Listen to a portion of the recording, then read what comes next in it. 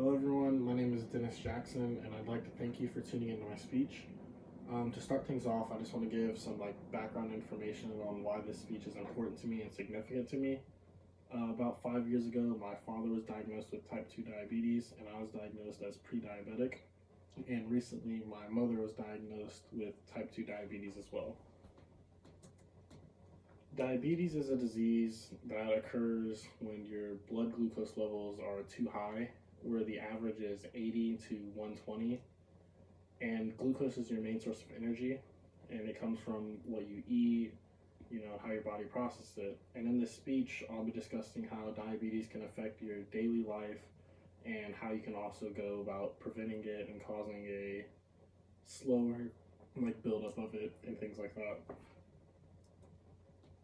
Diabetes affects both diet and just health and wild, and it's hard living in our household because we're all diabetic except for my little sister, and I feel bad for her as she's the only one without it, but is also forced to change her diet just to stay along with us.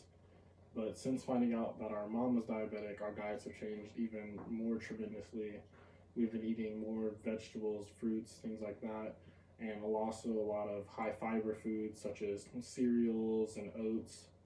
And while nutrition is one of the big factors in diabetes, there are a lot of other side effects when your blood sugar gets too high due to the foods you eat. Some of the side effects of diabetes when your blood sugar gets up there is fatigue, frequent urination, increased thirst, blurred vision, the presence of ketones in urine. There's a chance that you can lose some limbs, and you're more susceptible for catching viruses and illnesses and things like that. You can also contract funguses. That's why a lot of diabetics will end up with athlete's foot and things like that. One of the big scary things about diabetes is when your blood sugar gets so high, you can go into something known as a diabetic coma, where essentially your body goes comatose due to your blood sugars being so high and it not knowing how to react and produce enough insulin naturally on its own. One of the big things that my parents both experienced when they were diagnosed was a blurred vision. And in fact, with my mother just getting diagnosed recently and has been taking insulin for a month, her eyesight is just now recovering fully. And as scary as these symptoms sound, there's a lot of ways that you can go about preventing diabetes and lowering your risk of catching it.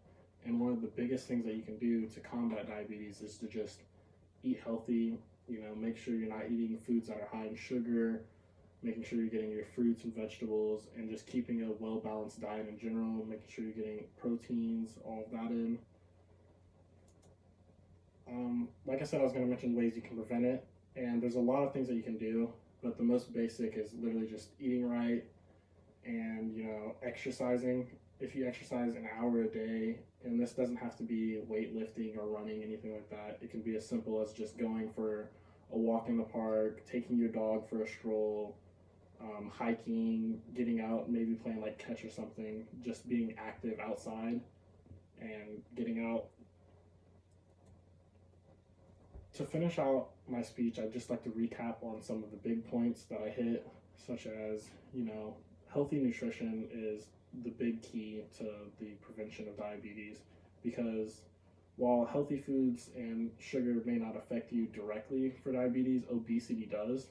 So keeping a good body weight can lower your risk of catching diabetes and having to go through the blurred vision and everything like that. The second thing I'd like to touch on about how diabetes can be prevented is just exercise.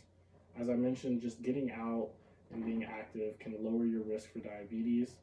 And just knowing what you're eating, watching what you're eating, being active, getting out, working out every now and then can just be a big factor to stopping the growing trend of diabetes. I know it can be hard in these times with the pandemic to get out and be active, and it's hard to watch what you're eating because you're just trying to get what you can. But you do not want to catch diabetes, especially now with this flu going on and the virus, because people with diabetes are actually more susceptible to catching the coronavirus and other diseases than most regular people due to the health aspect that come with it. That's all for my speech. I just want to say thank you for listening,